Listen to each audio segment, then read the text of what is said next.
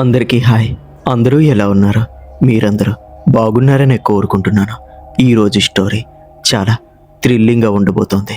So ఎక్కడ skip చేయకుండా చివరి వరకు విని మన ఛానల్ని సబ్స్క్రైబ్ చేసుకొని బెల్ని ఆన్లో పెట్టుకోండి.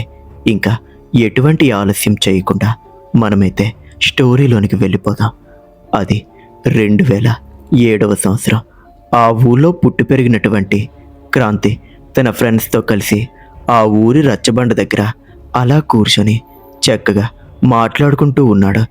అప్పుడే క్రాంతి స్నేహితుడైనటువంటి రవి క్రాంతితో ఇలా అన్నాడు. అరే, ఈ మధ్య నేను ఎన్నెన్నో వార్తలు వింటున్నాను. అదే మన ఊరి పొలిమేర దగ్గర ఏదో తిరుగుతోంది అని నాకు ఇప్పుడిప్పుడే తెలుస్తోంది అని అన్నాడు. ఆ మాట విన్న క్రాంతి గబుక్కున నవ్వి, ఏంటి నువ్వు మాట్లాడేది? మన ఊరు పొలిమేరల్లో దెయ్యం తిరుగుతోందా? నువ్వు అసలు ఇవన్నీ ఎలా నమ్ముతున్నావు? ఈ కాలంలో పుట్టి కూడా అవన్నీ నమ్మడం అంటే ఎలారా? విజ్ఞానం ఇంత పెరుగుతూ ఉన్నా ఈ సమయంలో కూడా నువ్వింకా ఈ దెయ్యాలు భూతాలు అంటూ ఇవన్నీ నమ్ముకొని కూర్చుంటావా ఏంటి అని క్రాంతి అన్నాడు. లేదురా, నేను మొన్నటి వైపు వెళ్తున్నప్పుడు ఎందుకో తెలీదు, నా వెనుక ఎవరో వస్తున్నట్టు, నా పేరు పెట్టి ఎవరో నన్ను పిలుస్తున్నట్టు నాకు స్పష్టంగా వినిపించింది. కానీ మా మామ చెప్పిన మాట ప్రకారం అలాంటి సమయాల్లో వెనక్కి తిరిగి అస్సలు చూడకూడదు. ఒకవేళ చూస్తే అవి మనల్ని ఖచ్చితంగా పట్టేస్తాయి అని రవి అన్నాడు. అంతే, మళ్ళీ ఇంకొకసారి గట్టిగా నవ్వి, సరే అయితే పద, ఇప్పుడే అక్కడికి వెళ్ళి అక్కడ ఏముందో చూసి వద్దాం అని క్రాంతి అన్నాడు. ఏంటి, నీకేమైనా పిచ్చి పట్టిందా ఏంటి? నేను అసలు రాను. నీకు కావాల్సి వస్తే, నమ్మకం లేకపోతే నువ్వెళ్ళు అని రవి అన్నాడు. సరే, నాకేమైనా భయమా ఏంటి? నీ కళ్ళ ముందే ఆ పొలిమేర దగ్గరికి వెళ్ళి అస్సలు భయపడకుండా వెనక్కి తిరిగి చూస్తూ మరి నేను వస్తాను. మరి పందెమేంటి అని అన్నాడు. నువ్వు గనక ఈ పందెంలో గెలిస్తే రేపు ఉదయం టిఫిన్ నేను ఇప్పిస్తాను అని రవి అన్నాడు. సరే అయితే అని చెప్పి మాట వినకుండా క్రాంతి మెల్లగా పైకి లేచి పొలిమేర వైపు అడుగులు వేయడం మొదలుపెట్టాడు. అలా వెళ్తూ ఉన్న సమయంలో దారి మధ్యలో ఒక పెద్దాయన కనిపించాడు. ఆ పెద్దాయన క్రాంతిని చూసి, ఇదిగో బాబు, ఈ సమయంలో పొలిమేర దిక్కుపోతున్నావేంటి అని అడిగాడు. ఆ మాట విన్న క్రాంతి మెల్లగా వెనక్కి తిరిగి, ఏం లేదు పెద్దాయన, నేను ఒక చిన్న పని మీద పోతున్నాను, నీకు అనవసరం అని చెప్పి ఆ పెద్దాయన మాటను పట్టించుకోకుండా ముందుకు వెళ్ళాడు. ఇదిగో బాబు, రాత్రివేళ అటువైపు వెళ్ళడం చాలా ప్రమాదకరం. ఈ మధ్య అటువైపు గాలులు తిరుగుతున్నాయని నేను విన్నాను, జర జాగ్రత్త అని చెప్పి ఆ పెద్దాయనైతే అక్కడి నుండి మెల్లగా వెళ్ళిపోయాడు. ఇంకా క్రాంతి మెల్లగా అడుగులు వేసుకుంటూ ఆ పొలిమేర దగ్గర వరకు వెళ్ళాడు. చూస్తే పొలిమేర మొత్తం నిర్మానుష్యంగా చీకటిగా ఉంది. అసలు ఎక్కడా కూడా చిన్న వెలుగు కూడా లేదు.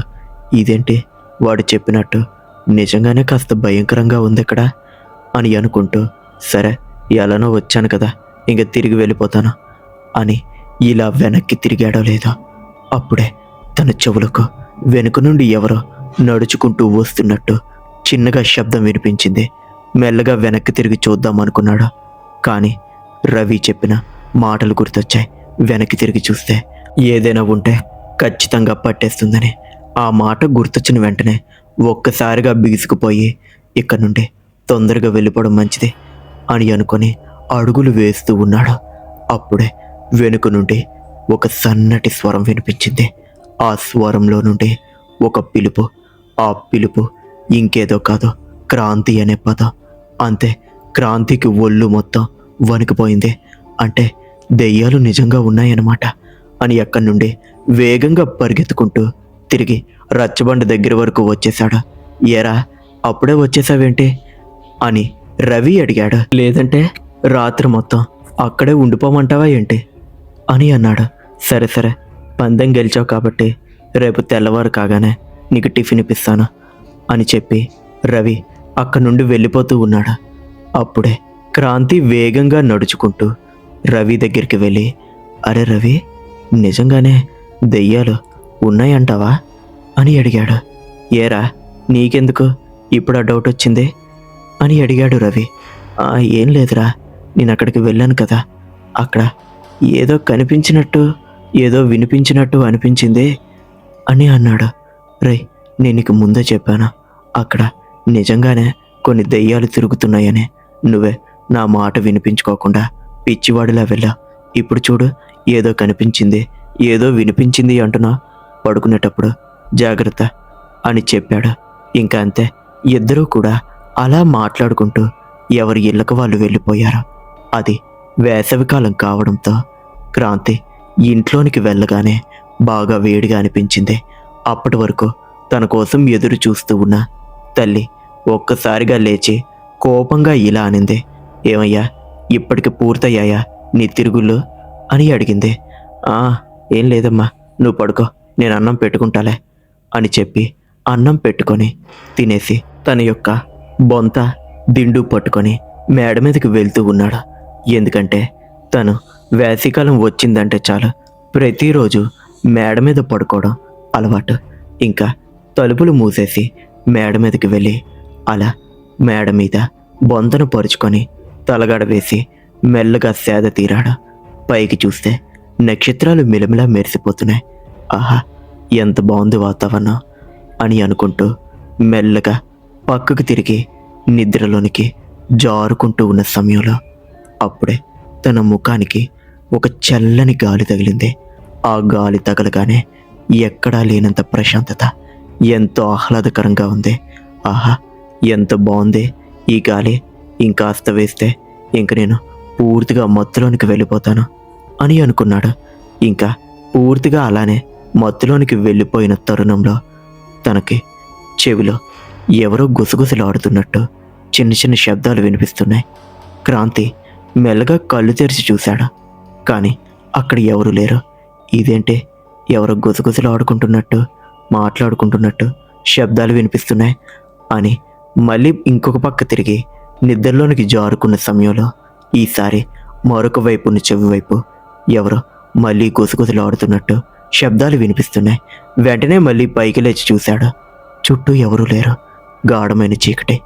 ఇదేంటబ్బా అని తన వేలిని చెవిలో పెట్టుకొని బాగా తిప్పి ఈసారి తలను పైకి పెట్టుకొని నిద్రపోతూ ఉన్న సమయంలో అప్పుడే తన కాలి దగ్గర ఎవరో మెల్లగా తన కాలి వేలిని తాకుతున్నట్టు తనకు అనిపించింది. వెంటనే లేచి చూశాడు. మళ్ళీ అక్కడ ఎవరు లేరు. ఇదేంటి, ఈరోజు కాస్త వింత వింతగా అన్నీ జరుగుతున్నాయి అని తనతో తెచ్చుకున్నటువంటి దుప్పటిని కూడా మెల్లగా కాళ్ళ వరకు కప్పుకొని నిద్రలోనికి వెళ్ళిపోయాడు. సరిగ్గా 12:30 దాటింది. అప్పుడే దూరంగా ఏదో నక్క ఏడుస్తున్నట్టు భయంకరమైన శబ్దం వినిపించింది. అంతే, ఆ శబ్దం విన్నటువంటి క్రాంతి మెల్లగా లేచి కూర్చున్నాడు. ఎందుకంటే ఆ శబ్దం చాలా దగ్గరగా వినిపించినట్టు తనకు అనిపించింది. కానీ నిజానికి అది దూరంగానే అరిచింది. ఇదేంటి, నక్క మరీ ఇంత భయంకరంగా ఏడుస్తుంది? కొంపతీసి ఈరోజు అమావాస్య ఏంటి? చూస్తుంటే చుట్టూ చీకటిగా భయంకరంగా ఉంది. ఇలాంటి సమయంలో మీదన పడుకోవడం అంత అవసరం అంటావా అని తనలో తాను అనుకున్నాడు. కానీ తన మొండి పట్టుదలతో అలానే పడుకొని ఉండిపోయాడు. సమయం గడిచిపోతూ ఉంది. చీకటి అలా అలా ముదిరిపోతూ ఉంది. అప్పుడే నిద్రలో ఉన్న తనకి తన చుట్టూ ఎవరో తిరుగుతున్నట్టు శబ్దాలు వినిపిస్తున్నాయి. ఇదేంటబ్బా, నా చుట్టూ ఎవరో తిరుగుతున్నట్టు అనిపిస్తోంది అని మెల్లగా కళ్ళు తెరిచి చూశాడు. కానీ తల పైకెత్తలేదు. ఒకవేళ అక్కడ ఏదైనా ఉంటే తనను చంపేస్తుందేమో అన్న ఒక భయం తనను పూర్తిగా ఆవరించేసింది. ఇంకా అంతే, కళ్ళు తెరిచి చుట్టూ చూస్తూ ఉన్న ఆ సమయంలో ఆ భయంకరమైన చీకటిలో ఎవరో తన చుట్టూ నడుస్తున్నట్టు పాదాలు కనిపిస్తున్నాయి. ఇదేంటి, నా చుట్టూ ఈ రాత్రి సమయంలో ఈ మేడ మీద ఎవరబ్బాయితే అని భయపడుతూ చూస్తూ ఉండిపోయాడు. గుండె వేగంగా కొట్టుకుంటూ ఉంది. ఎందుకంటే ఇలాంటి రాత్రి సమయంలో తన మేడ మీదకి ఎవరు వచ్చారా అన్న భయం తనను మింగేస్తున్నట్టు అనిపిస్తోంది. ఇంకా చిన్నగా ధైర్యం చేసి తల పైకెత్తి చూశాడు.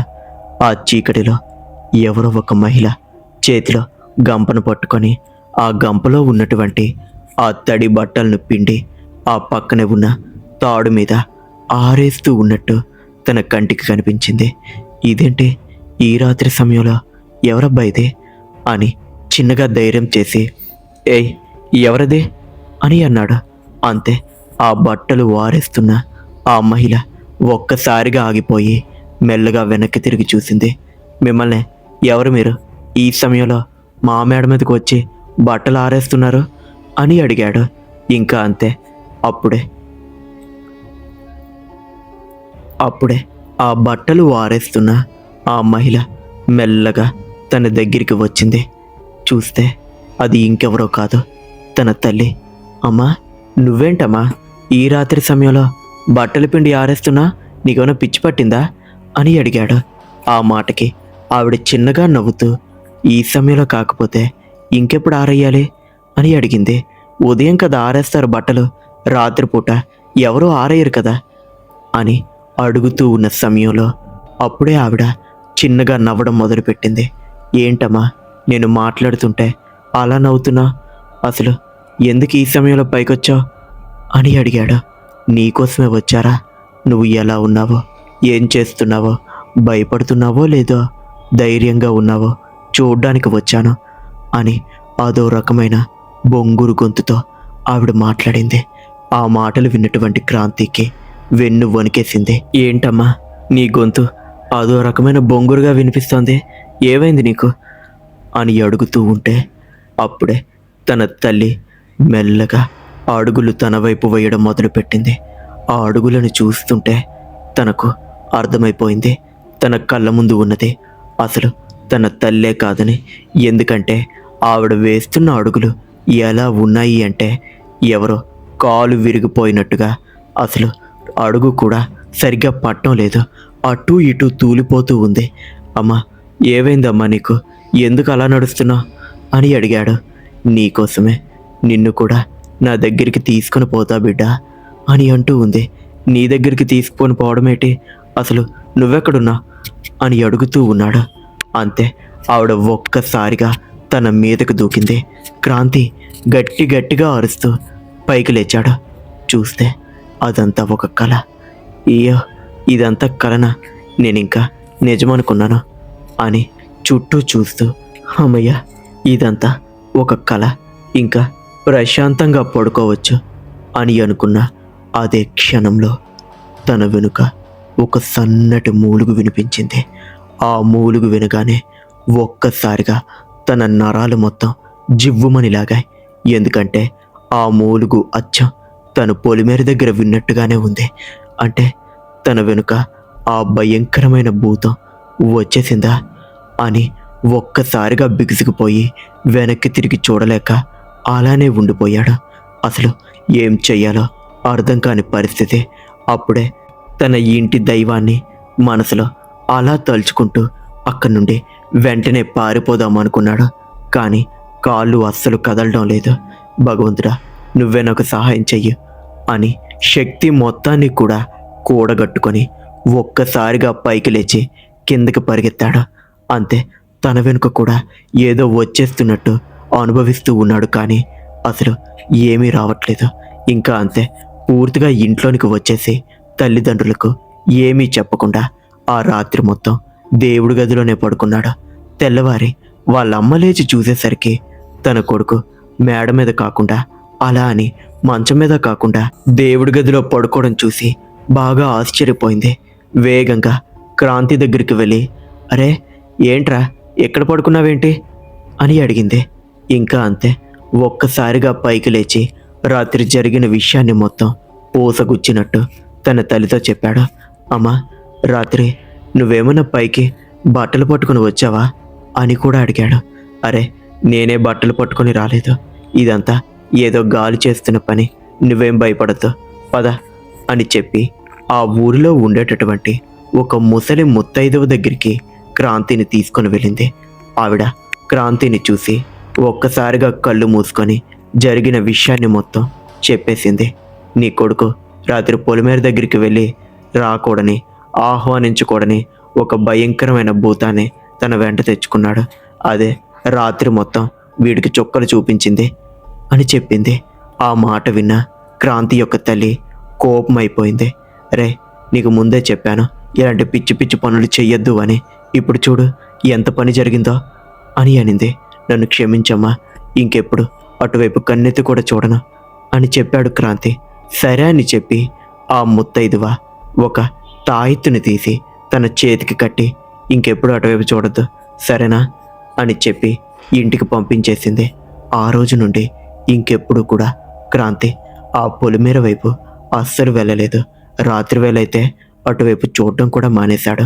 అలా ఆ రోజు జరిగినటువంటి ఒక భయంకరమైన సంఘటన తనకు మర్చిపోలేని ఒక అనుభవాన్ని అయితే మిగిల్చింది. ఆ తర్వాత రవికి జరిగిన విషయాన్ని మొత్తం క్రాంతి చెప్పాడు. సరే సరే ఇంకెప్పుడు ఇలా చెయ్యొద్దు, కాకపోతే నువ్వు ఎలానో పందెం గెలిచావు కాబట్టి నీకు టిఫిన్ ఇప్పిస్తాను అని చెప్పి ఇద్దరూ కలిపి ఆ ఊళ్ళో ఉన్న ఒక హోటల్కి వెళ్ళి టిఫిన్ అయితే చేశారు. కానీ ఆ రాత్రి జరిగిన ఆ సంఘటన మాత్రం ఎప్పటికీ మర్చిపోలేదు క్రాంతి. చూశారు కదా, ఇది ఇవాల్టి స్టోరీ. ఇలాంటి మరిన్ని థ్రిల్లింగ్ హారర్ స్టోరీస్ కోసం ఇప్పుడే మన వైవి దయాళిదారి ఛానల్ని సబ్స్క్రైబ్ చేసుకొని బెల్ని ఆన్లో పెట్టుకోండి. మరొక స్టోరీతో మళ్ళీ కలుద్దాం. అంతవరకు సెలవు, ఉంటాను.